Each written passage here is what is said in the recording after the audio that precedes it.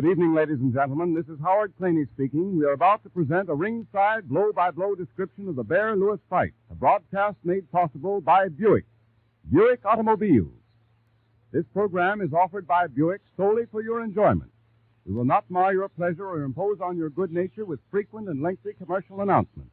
15 seconds now, 30 seconds later, an occasional 2-second reference, and that's all. Here is genuine news in which Buick, a member of the General Motors family, takes great pride. The new Buick cars for 1936, the most smartly styled, the finest ever made, will be on display next Saturday, September 28th. When you see these spectacular performers, when you feel the surge and power in their mighty valve and head engines, you will agree with experts in the trade who have already previewed them. Their enthusiastic verdict is, Buick is the buy. At the ringside, two celebrated radio personalities will bring you the action and color of the fight. Edwin C. Hill, noted newscaster and globetrotter, and Clem McCarthy, NBC and Pathé News sports announcer and newspaper correspondent. The next voice you hear will be that of Edwin C. Hill at the ringside. Good evening, everyone. We're off. The glorious candles of the night, and a grand night it is, cool and pleasant. Look down upon the most amazing spectacle of modern times.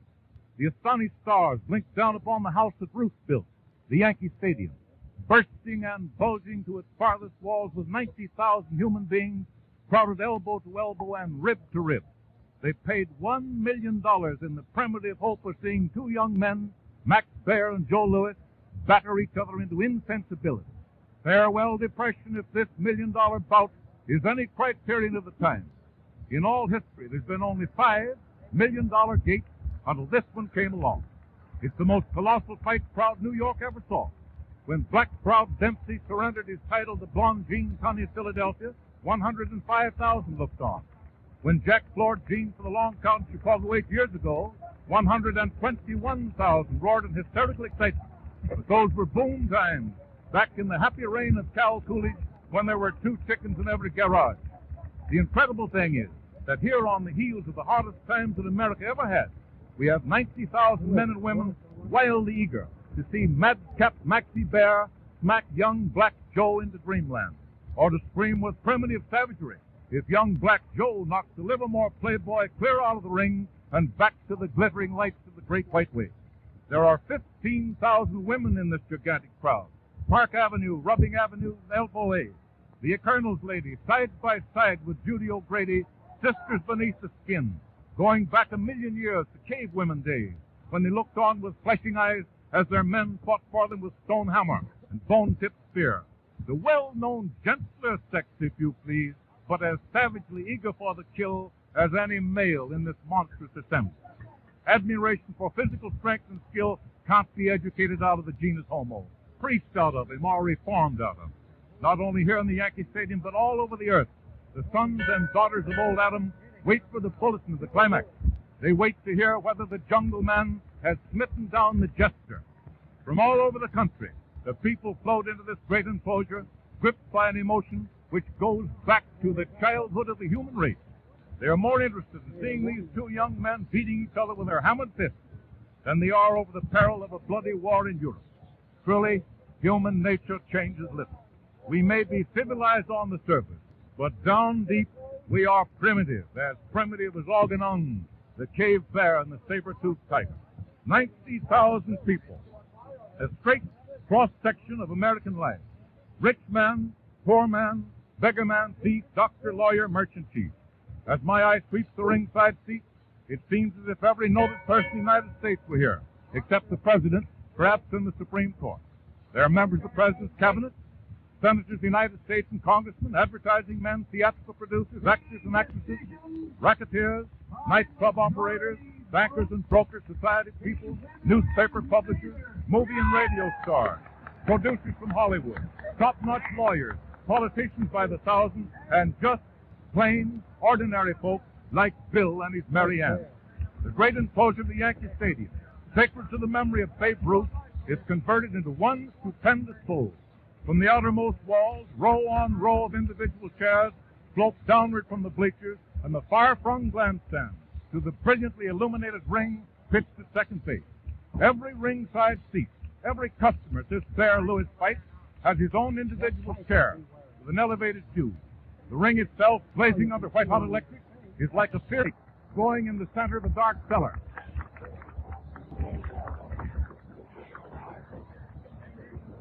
And now, one of the most interesting figures in all Fistiana has just come back to the ring after immense weeks of illness. Joe Humphreys, 50 years, a fight announcer, one of the veterans of the land who goes back to the days of John L. Sullivan. Just a moment and you'll hear Joe Humphreys himself talk to you in the same old vein and with the same old voice. I beg your attention. No.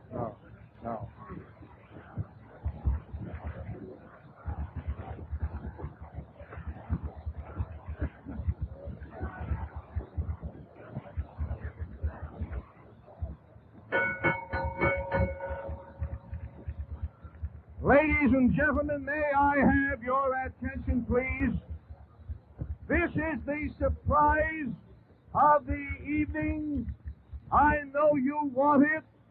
He doesn't, but I do and you do, so here goes.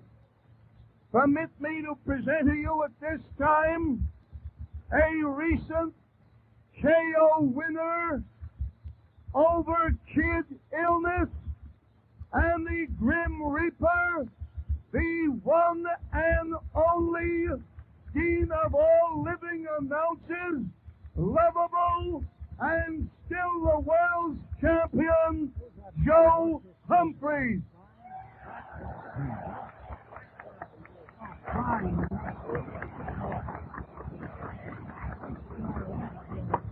And I believe that the honor of presenting this great event richly is his, and he will present the principals in this event.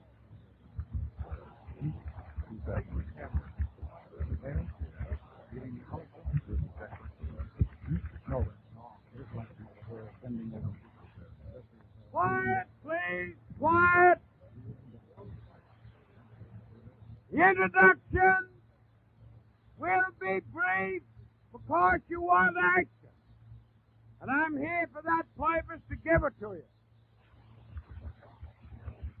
Main event, 15 rounds, principals, presenting the sensational Californian and former world heavyweight champion, Max Baer.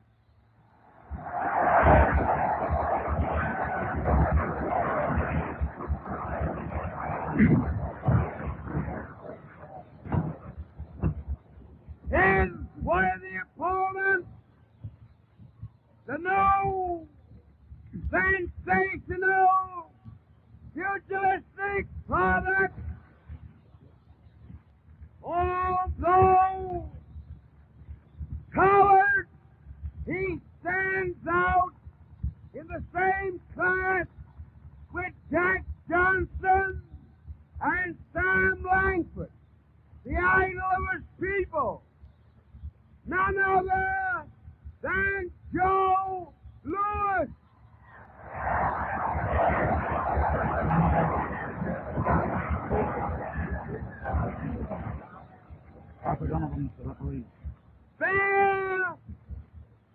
Baer, 2 hands, right. Louis, 1, 99.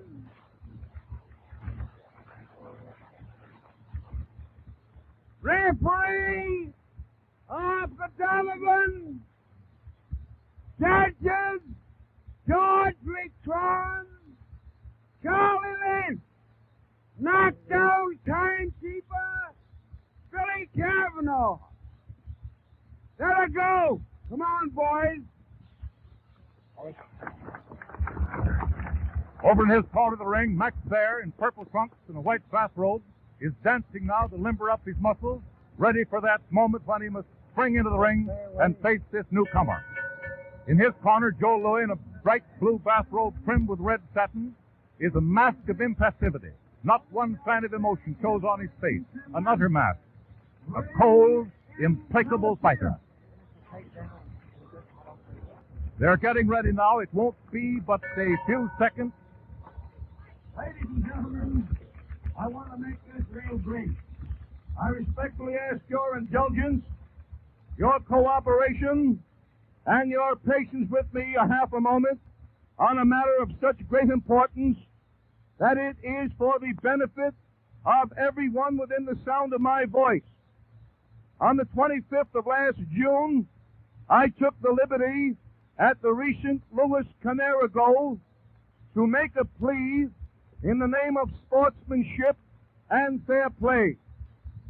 Your reaction to that plea was so magnificent that is still being discussed among men in all walks of life, gentlemen of the press, government, state, and city officials high in their respective offices. Now here it goes. I call upon you once again, and I sincerely ask that you leave this imprinted in your mind when I step out of this ring. In the name of that great American sportsmanship spirit, a spirit so conspicuous of you that it has made the American sporting public famous the world over. And may I respectfully beg that the thought uppermost in your mind and the sincere feeling in your heart be that regardless of race, creed, or color, let us all say and mean it, may the better man emerge victorious. In Max Baer's corner is Jack Dempsey in a blue polo shirt and gray trousers, almost the same old Jack one would think at first look that he was 10 years ago in the days of his great glory. One somehow wishes that he were in there tonight, fighting his own fight. And now they're in the center of the ring. They're conferring with Donovan, the referee. They're getting their instructions for fighting. We all believe this is going to be a clean, square, honest fight. They're both game boys. There's nothing against their records at all. Now they're retiring to the ring. Dempsey has Max by the arm. Max is smiling. He seems quite self-possessed. And in one moment, my associate Clem McCarty, known the country over for his brilliant, colorful, and accurate descriptions of races and fights, will tell you blow by blow they're on. And there's the bell, and the battle is on. They come out. Maxie very cautious. Max Baer took his time. Joe Louis leads with his left. Joe tries another left. Maxie feints a couple of times with the left. Now Louis leads with a short left to the chin, but Baer ties him up, and they move slowly over against the ropes. Baer has his back to the ropes, and Louis is fiddling. He just led with a sharp left hook, but it was short, and he tried on the left jab to the face. Baer has his left out. He is trying, moving Louis back to the corner, and he tried a hard right swing. That famous hold, that picture, that expression that Baer puts on when he tries to bluff the other fella. He's laughing right now in that fast exchange against the ropes in which he took a sharp right to the face. Baer has pushed away from the ropes. He and Louis are in the center of the ring. Once again, the referee has separated them, and Louis is shuffling as usual. He just brushed aside Baer's left. Nobody has made a lead in these last 5 or 6 seconds. A couple of feints. Now Louis tried with a short left. He tried it again. He jabbed Maxie in the face. Another jab. Now Maxie is coming, bringing him over to the side. A fast exchange there of rights and lefts, but no harm done. Once again, Louis tries. Maxie blocked him with a straight left, but Louis whipped him with a short left, and Baer brought over that long right of his, but it missed. Louis got back out of the way. And now they're in a clinch against the ropes. Baer tried a short one right here against the ropes. The referee broke them apart. And again, in the center of the ring, Louis led with a left, and now fast rights and left by Louis to the face. Right and left, and Louis once again jabs him. He's touching. Max brought over the right, but Louis was inside of it. Underneath, Louis again jabs with a left. Again with a left, but it misses. Once more with a left, and it misses. That one didn't miss. It landed. and it caught him again. That's about 7 successive lefts by Lewis. And there is still standing there watching. He is waiting for that spot to put over that right, and he has not yet had it. Now Lewis has brought the blood to Baer's nose. Baer rushes into the corner, but Lewis is out of the way. He steps back against the rope. Now he's back at Baer again, still jabbing with that left, ducking under Max's left. Not a change of expression by Lewis yet. And Lewis is still in there crowding, watching for that chance. He has got the left up now in Baer's face. No, back there. He's got another left to Baer's face. Again, he has brought the blood, and Max missed with a right, and now he's trying. They're in there, toe to toe, for about 7 seconds. It's right and left. May the better man win, but Lewis got a hard right. He gave Baer as much as Baer wanted it. He gave him another left to the body, a hard left. He's got Baer in my corner, right above me. He gave him a left to the face. He brought in a right uppercut, a right to the head, a right to the head, another right to the head. Baer is covering up in the corner, not making a return. There, Lewis just missed for the right uppercut. Now with a right to the jaw. He straightened Baer up in the corner, and at the bell, he again caught Baer with a right to the face, and Baer grimaced at the crowd and went proudly to his corner with blood down his face. Come on, Ed Hill. This crowd has gone slam, bang, crazy mad with feverish excitement. The round has been so fast, as McCarty told you, it's almost impossible to find it. Lewis had Baer in the corner and slugged and slugged and slugged. But again, I wish you could see this whole picture. This ring, like a single electric light, as I say, in a dark cellar. And backward from it in all directions, acres and acres of people on the flat pane, and then stretching upward to the ceiling. Those ascending rows of chairs and seats in the grandstand and bleachers of the Yankee Stadium, and all around lights gleaming like candles in a cellar, red lights and white lights, as these people sit and roar and shriek, waiting for the second round to come. And here is the whistle, and in just a moment, Mr. McCarty will be on again with his blow-by-blow description. Let's go, Ed Hill. There's the bell. Max comes out a little slower this time. He hitches his trunks up, but Lewis shuffles in as usual, crowding in. He's going to make as quick work as he can, if he can do it. He's crowding over. He's got Max against the ropes again on the far side of the ring. He leads 2 short lefts. Both of them landed. Neither did any harm, but they stopped Max. Max is led with another left, but it's missed. Now Max is crouching. He'd like to get over that right. He's trying to get himself set to put the right, but Lewis keeps him off balance with that left. He shoots another left to the face. And they're now fiddling around. Baer backing away toward his own corner, feinting with the left. But Lewis leads with the left, and it's about 6 inches short. Lewis feints with the right. Now he's coming, breaking Baer towards us on this side. Baer keeps the leading out a little bit with the left, but not much. And he hasn't tried to strike a real blow in this round. Now Lewis led with another left, and then he crossed with a right. A real right it was, to the jaw. Now 2 lefts in the face. Max laughed at him. Lewis crowds into Lewis's own corner. He's standing straight in there, laughing at Lewis, and Lewis lifted Baer's left hand in the air and shot a right under to the face.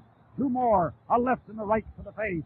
Max's face is chopped up more than I've ever seen it, and Lewis is in close to him. Baer crouched there, and he had right and left, but he couldn't land. And now Lewis crowds. Oh, the power of this Lewis's blows tonight is a good deal like the power that tell me about those new Buicks. He's again crowding there over to the far side of the ring. Baer's nose is bleeding considerably. Lewis jabs. No change in the expression on his face. Not once this time. He's still watching his chance. He backs Baer into the center of the ring now. He's watching and leads with the left. There's another left to the face, and he got that left into the face, a left jab. Baer backed away. Now Baer is trying his left in Lewis's face, but Lewis is on, blocks it with his right glove, pushes it off. Now they're fiddling there in the center of the ring. No action for about 3 seconds. Lewis just jabbed Baer in the face. He jabbed him once more. He feinted him back and stepped out of the way. Baer is trying to cock that right hand. He's got Lewis over in Baer's corner, but Lewis stepped out of there. Lewis is now in the center of the ring. He led a short left hook to Baer's body, not a great deal of damage, and tied him up in the center of the ring. Baer is backing away. His nose is bleeding quite badly. Lewis drove a right to the head, and then hooked right in with a left to the jaw, back there away, and there was a straight left in the face, another straight left against the nose, a hard right jolt to the jaw, high on the jaw, and he is now back there against the ropes. Baer pushed him off into the center of the ring. They're breaking at the referee's command. Baer poked the left in Lewis's face, but Joe stepped inside of it. Baer tried with the left, but Joe ducked. Now they're fiddling in the center of the ring. Joe led another left, a left to the face, another left to the face. Now Baer has tied him up, and he's ducking Lewis against the ropes. He's crouching low, down with his head against Lewis's body. The referee broke them. Now Baer has stepped back to the center of the ring. Lewis has jabbed him 4 straight times in the face. That makes 5. And Baer without a return, still trying to cock that right hand. Baer shot a hard right to the body there, but Lewis gave him a left hook to the face. And at the bell, Maxie lost his head. And he tried to put over blow after blow on top of Lewis, right against the ropes. The referee warned him and took him to his corner. Come on, Ed Hill. In Baer's corner, Jet Dempsey's face is a dark mask of worry as he works over Max, whose face is a bloody wreck for the moment. And all around again we hear this terrific roar of excitement, this fever for the kill.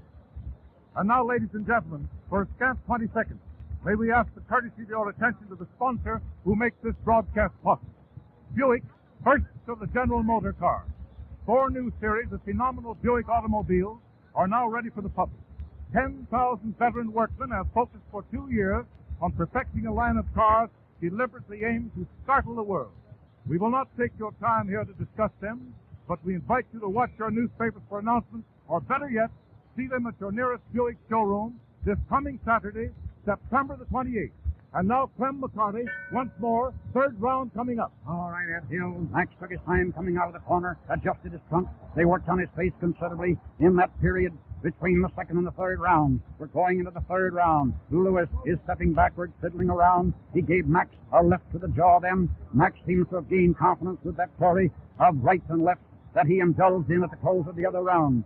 And now Lewis is stepping back. Max is trying to cock that right. He's crouched low, both his right against his chest. He led with his left and got Lewis on the chest and tried with the right, but it missed. Lewis jabbed him, and now Max brought a right and a left, and now he's over against the ropes. Lewis had him on the ropes, and Baer tried to bring up a left uppercut right against the ropes, but the referee broke him, and Lewis let him have a left to the chin. And once more, they're in a clinch, and the referee is warning Baer to break at the command. Lewis stepped back, and then he let Max have one to the chin and returned the same left hand right to Baer's body. He shot that left to Baer's body, and Baer broke away. He's over now in Lewis's corner, and Lewis gave him a right to the face. They're out in the center of the ring now. Lewis is right under the microphone. If they exchange any blows there, you folks can catch the punches because we have that public address system tuned in. Now Baer's crouching low. He tried to bring up a right uppercut in a short clinch there against Lewis. Lewis turned in against the ropes. He gave him 2 fast left jabs in the face. Lewis is forcing the fighting at this moment. He's got Baer back in his corner, but Baer wiggled out of there, and he's out in the center of the ring, standing straight as usual. He's got his right hand cocked against his chest, ready to shoot, but Lewis keeps shooting in that left to his face and keeps him pretty well off balance. Lewis is shifting, dancing. Now Baer is crouching very low, and he got a left in the face, right high on the jaw, another one just under the eye. And Lewis steps back, but Max is bearing him towards this corner. Max got another left in the jaw.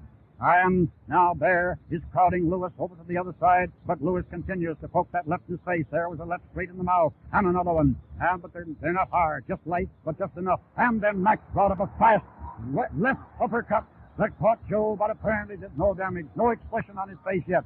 Lewis drove him a left to Max's face, and he gave him a hard right to the jaw. Another left to the face, another left to the face, one right on top of that. And Baer then shot a left, but it missed. Joe shot another left, and it landed. Now they're in close quarters, and Joe let him have 2 fast ones in the stomach. Baer tried for right and left to the body. Now a left to the jaw, and Lewis shot a hard right to the jaw. 2, 4, 5, left and right.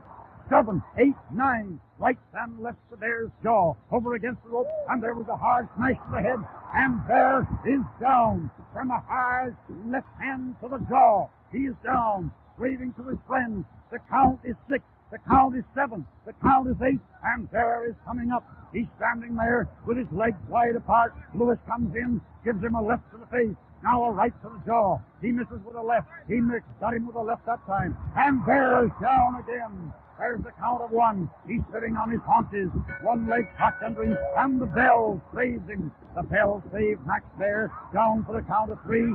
Ansel Hoffman was out there to get him and let him back in. The style of Lewis in that round was the style of those new Buicks, but tell me, but it was beautiful to look at. Go on, Ed Hill, let's have it.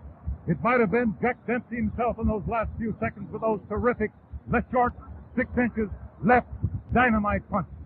Not in 10 years since the magnetic Dempsey drew top notches from all over the country has there been such a wealth of celebrities in the Garden of Christiana. The starlight twinkles on the distinguished bald pate of our number one postmaster, James Aloysius Farley. And not far away is the governor of the Empire State, Herbert Lieben, leading the political contingent.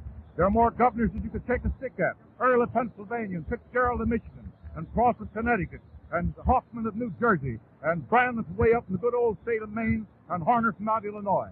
And here's the president's son, John Roosevelt. And here's the great American foot catcher, number one G-man, John Edgar Hoover. And here, too, are Hollywood picture stars, Dick Barthelmess and Ricardo Cortez.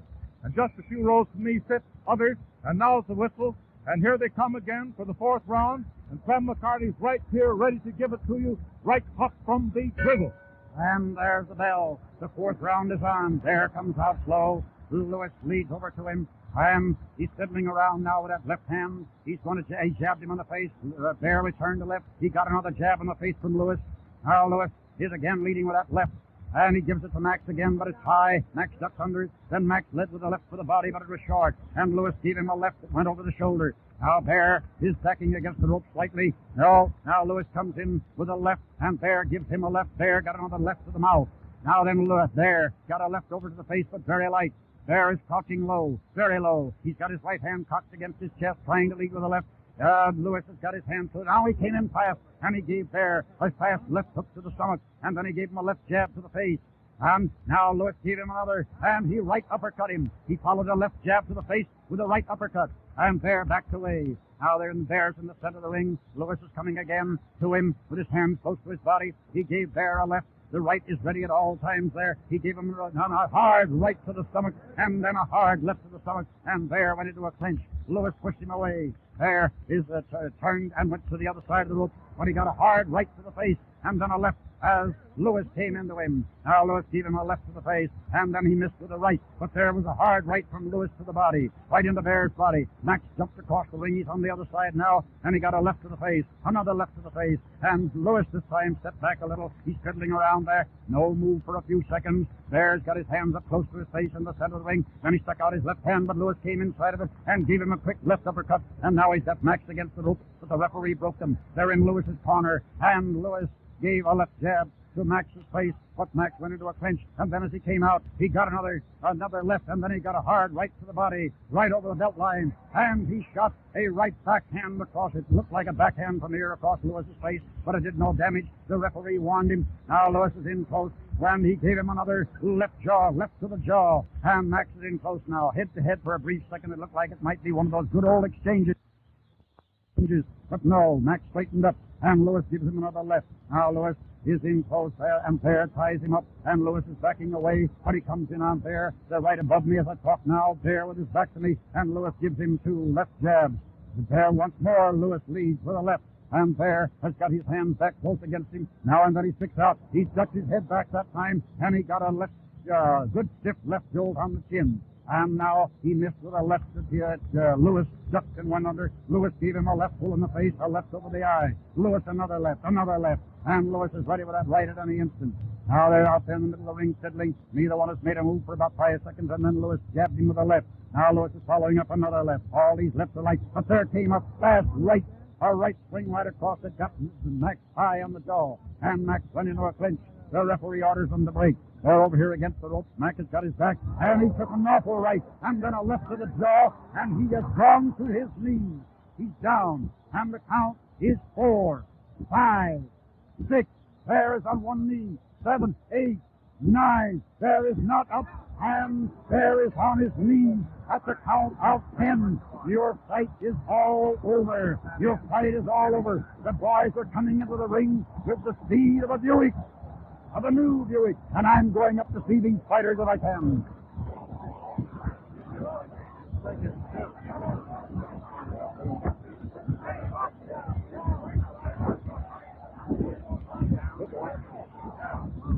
All right.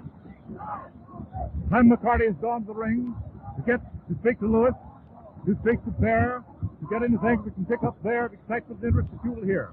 In the meantime, this crowd is like nothing you can possibly imagine. These 90,000 people, most of them are on their feet. Women are standing on chairs or being held up by men. It's a wrath, tremendous seething murmur, like the ocean in a great storm. Around this ring are at least 200 cameramen shooting their lenses at the victor, Joe Louis, whose fist is now being held up by the announcer. Louis does not bear a mark on his smooth, brown face, which even at this moment, in his moment of victory, the fourth round, does not express one single emotion. Baer is being practically held up by Jack Dempsey, who hovers over him like a mother hen over a wounded chick. Jack looks as sad and sore and defeated as if he himself had been beaten in this ring. Max's face is a sight to behold. Those incessant lifts of Joe Louis going in as fast as a rattlesnake strikes, one after another, 8 and 10 to a round, has simply gashed Max's face to pieces. This is the first time in all of his ring career the Livermore boy, that great, stalwart, 6'3" ex-cowboy, has ever been floored. This time he was down 4 times, and the last time unable to get up. The bell found him on his knees, not flat on the floor, but on his right knee, his head shaking, his brain dizzy, and finally shook his head to the referee's pointed finger. No, he couldn't get up. He was through, done, and he knew it. And now Joe Louis. Hello there, but what awful tough fight for me. I say that about tough one I ever had. Goodbye.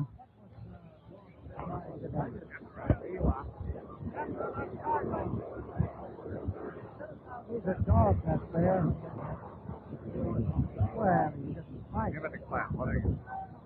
Well, what a fight we've just seen here. A real fight. It was over in 2 minutes and 5 seconds of the fourth round. 2 minutes and 5 seconds of that fourth round brought the end with a knockout by Joe Louis of Max Baer.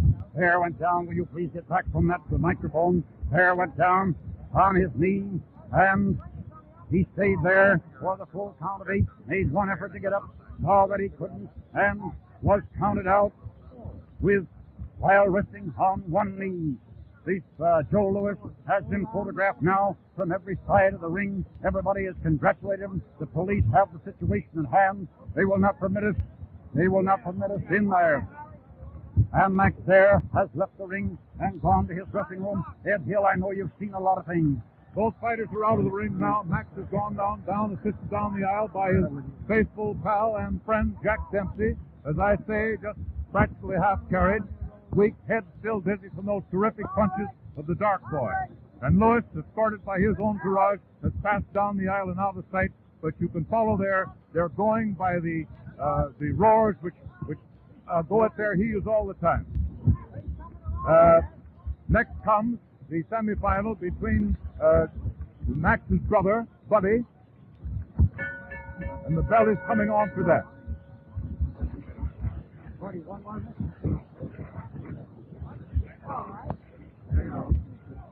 And ladies and gentlemen, our big scene is all over here. Everything is told to the story. Joe Louis is the winner, and of course he now ranks as the next challenger for the championship of the world against James J. Braddock. The boys around the side of the ring here, the sports writers, are just shaking their heads at the turn of affairs. When the finish came, it came fast. There wasn't any question of it. Clean slate punching that could not be denied. It caught there time after time to the jaw and to the body. Those body punches, 2 or 3 of them, brought his jaw down, and Baer caught some hard shots with both right and left hands. And we're now going to have Edwin C. Hill say just one concluding word. Only 21, Joe Louis's rise to pugilistic fame in the past year has been phenomenal. I wonder tonight, in this moment of victory, if he thinks of the days when his folks were poverty-stricken cotton pickers, living as best they could in his squalid, ramshackle, crowded cabins in the cotton fields of Lafayette, Alabama. His full name, of course, is Joe Louis Barrow. As he took his corner in this fight, he was utterly oblivious of the uproar and the excitement. His dark face was utterly expressionless. He reminded one somehow of the pantherish Dempsey who ruined the great Willard that hot day in Toledo long ago. It might indeed have been the great Dempsey with a heavier coated pants. They say now that Joe is just as fast as Dempsey ever was. He looked it. And the same sort of a 6-inch hitter with that terrible, jarring left which cut Baer down in 3 rounds. Like Dempsey, young Black Joe believes that the best defense is a murderous offense. And that was the kind of fight he took to Max Baer, everlastingly shuffling forward, weaving and bobbing, always driving forward to those short, paralyzing punches to body and jaw. Some hoped that Baer's foreshowing with Jimmy Braddock was just one of those things. Another took a chance at one of Max's looping roundhouse right swings, thrown with pile driver force, would land flush on the colored boy's chin and put him to sleep. But the hard-boiled gamblers from Broadway and Wall Street strung along with Joe Louis, betting their thousands that Joe was one of those natural fighters who come up only once per generation, another Dempsey, and so the people up here seem to think here tonight after this fight. I'm ready.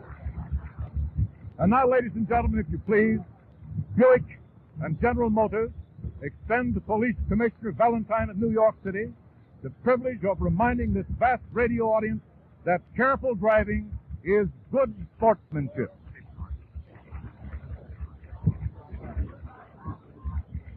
This has been, I think, the most extraordinary boxing contest held in 10 years since Jack Dempsey lost his title to Tunney in that great fight in Chicago in 1927. It has drawn more people than any other except 2 previous fights. It is the greatest one that New York ever saw, the greatest crowd, the most interesting, the most excited, and certainly the most dramatic spectacle within the ring.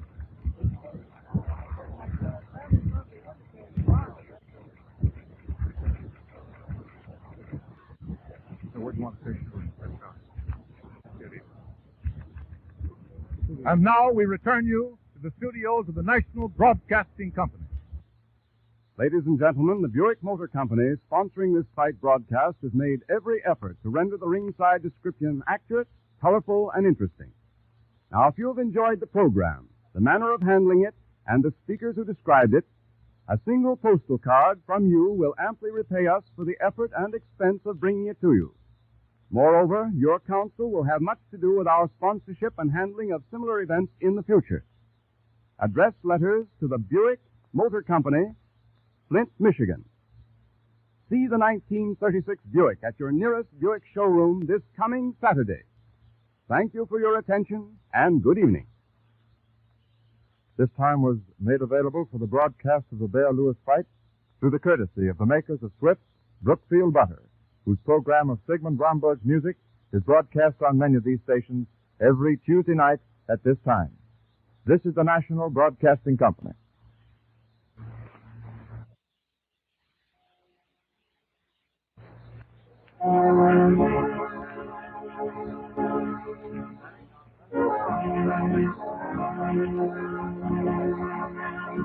Presenting Don Bester and his famous orchestra, ladies and gentlemen.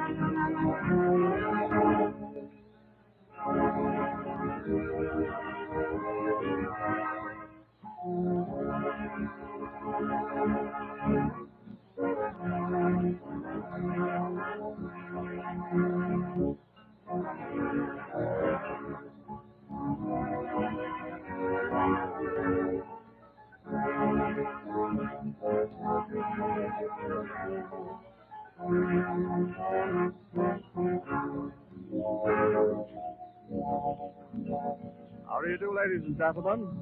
A half hour of modern melodies played by Don Bester and his orchestra, coming to you from the French Casino, one of New York's best-known dining and dancing places, situated at 7th Avenue and 50th Street in New York City. An elaborate floor show is presented here every night.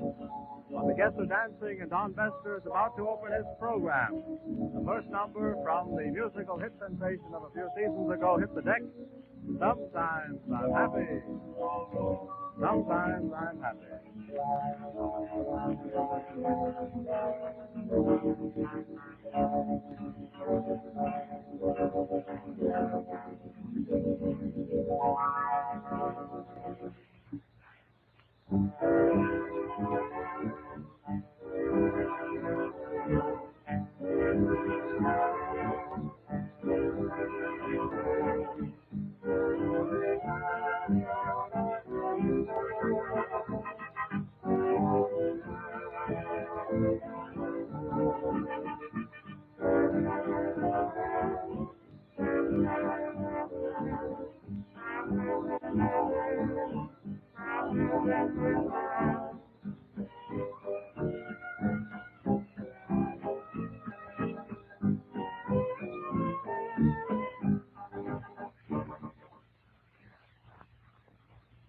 Yankee Stadium, New York. Joe Louis' brilliant victory over Max Baer leaves the unbeaten Negro fighter sitting on top of the boxing world. Shuffling Joe opened the road to fame and fortune by turning back to Livermore Lariper. The colored kid fighter got $50 for his first professional bout less than 2 years ago. Now he's almost sure to shoot a battle with James J. Braddock for the World's Championship crown and a chance to make $1 million. Titan Tornado's triumph over the Big Bad Bear was his 25th in succession. Louis is heading for the title. It doesn't look like there's anyone able to block his path. Joe says he's going to fight again this year. There's been talk about his meeting Art Lasky. The great Negro fighter should take the Minneapolis heavyweight without too much trouble. A year and a half ago, Joe Louis was an amateur boxer. He was a good one. He fought 54 bouts in 2 years as a Simon Pure. He won 43 by knockout and 7 by decision. The solemn, quiet-spoken Negro lost only 4 decisions. Tonight, thousands in Yankee Stadium are hailing Joe Louis of Detroit, the uncrowned king of the world of heavyweight.